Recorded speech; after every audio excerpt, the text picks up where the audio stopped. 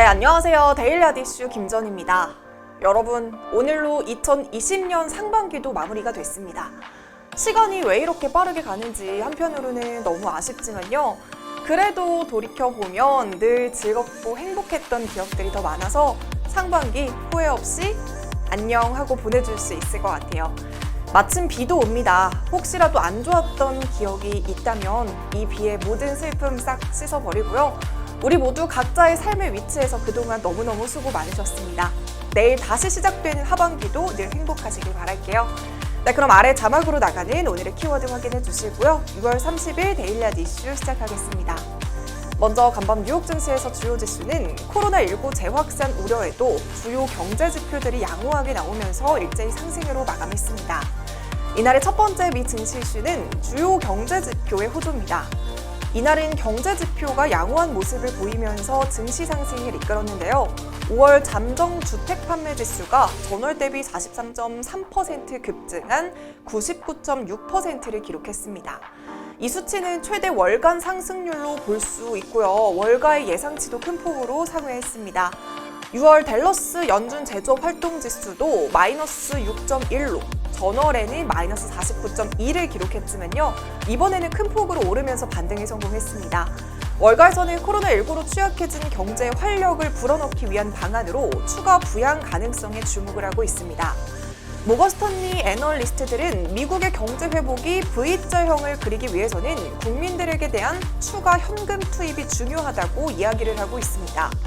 원래 미 하원에서는 3조 달러에 달하는 추가 부양안을 승인한 바 있지만요.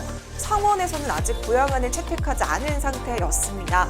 하지만 재선을 앞두고 트럼프 대통령의 지지율이 하락하면서 3조 달러 규모의 경기 부양책이 미국의 의회를 통과할 가능성이 높아지고 있습니다.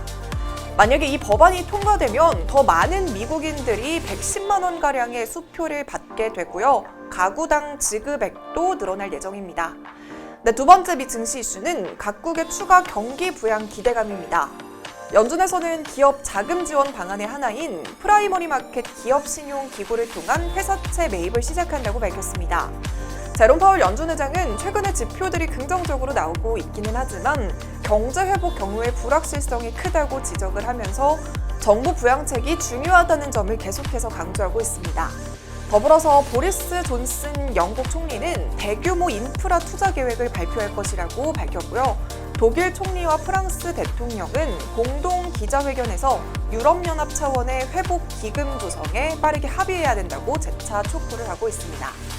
네, 마지막 미 증시 이슈는 보잉의 시범 비행입니다.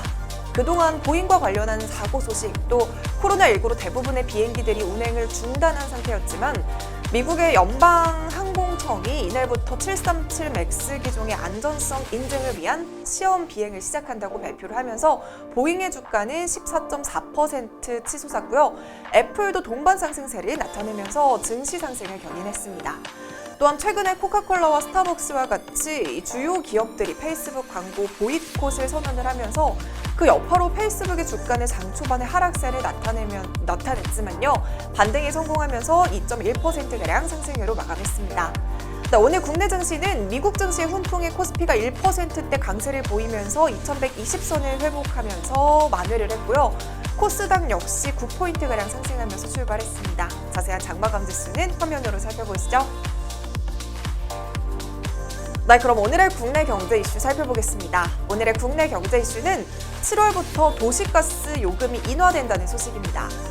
다가오는 7월 1일부터 도시가스 요금이 인하될 예정인데요. 가구당 2,000원가량 저렴해질 것으로 예상되고 있습니다.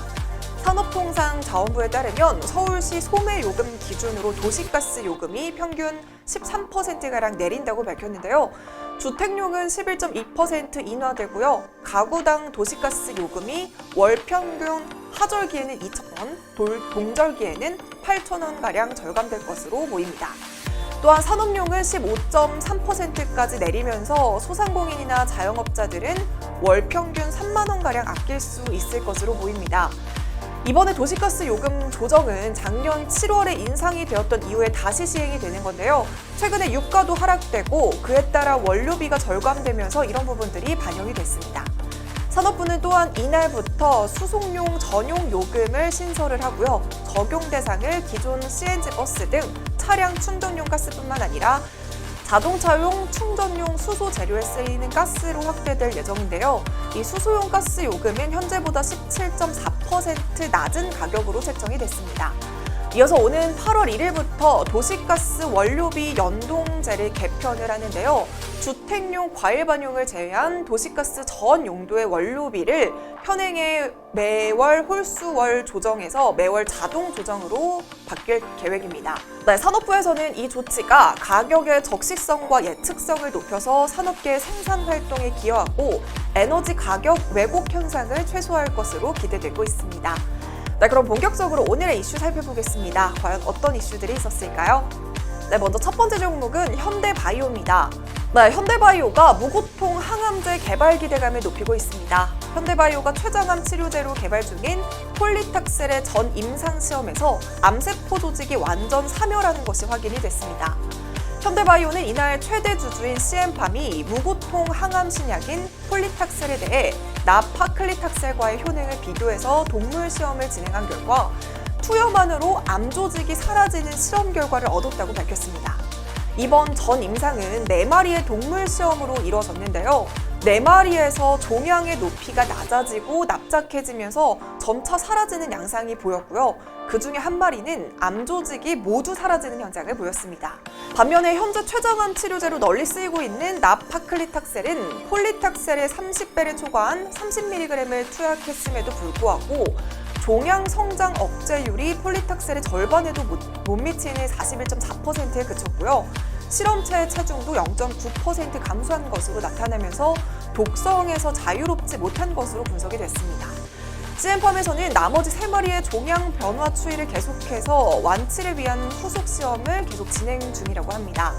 회사 측에서는 이번 실험 결과가 사람을 대상으로 하는 임상시험에도 확인될 경우 암 환자는 약물 독성으로 인한 부작용은 물론이고요. 수술이나 방사선 치료 병행에 따른 후유증을 겪지 않고 무고통 항암 치료만으로 암을 완치할 수 있게 된다고 합니다. 항암 치료 정말 힘든 싸움이라는 걸 알고 있습니다. 부디 이번 실험 결과가 잘 마무리돼서요. 무고통 항암 치료가 가능해지는 날이 오기를 간절히 바라봅니다. 네, 이 소식에 오늘 장 초반에 현대바이오 주가는 크게 올랐습니다. 29%까지 올랐는데요.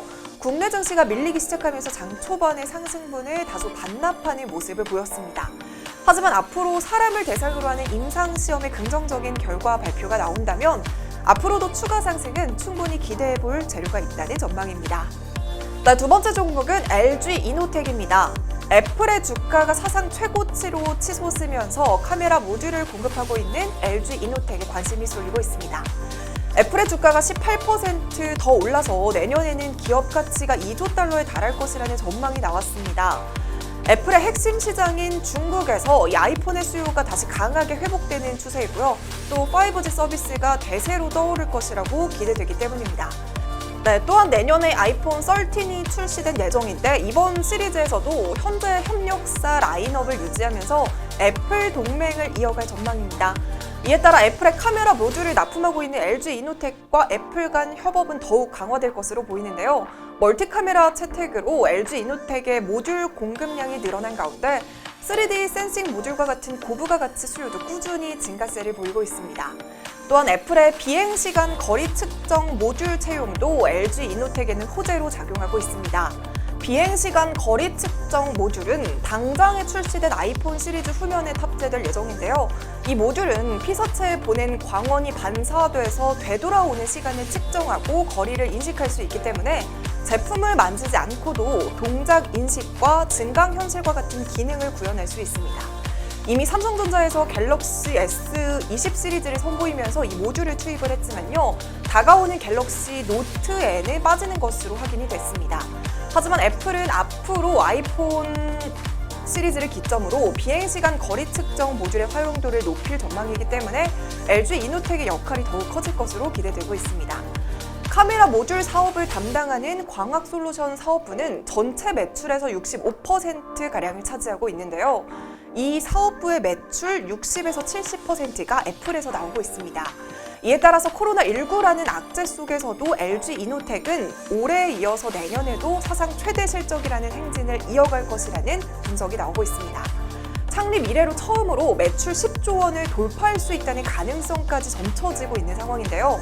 다양한 경제 불확실성 속에서도 이 호실적을 이어갈 수 있는 이유는 앞서 설명한 것처럼 애플과의 동맹 부분이 크게 손꼽히는 요인입니다. 더욱이 애플이 제품 가격을 낮추면서 마케팅에 적극적으로 나설 것으로 예상돼서 흥행이 더욱 예상이 되고 있습니다. 오늘 LG이노텍은 52주 신고가를 경신을 했고요. 아이폰 출시에 따라서 앞으로도 추가 상승은 충분한 상황으로 판단이 되고 있습니다. 이렇게 오늘은 현대바이오와 LG이노텍 소식으로 데일리하드 이슈 마무리하겠습니다. 오늘도 시청해주신 모든 분들 고맙습니다.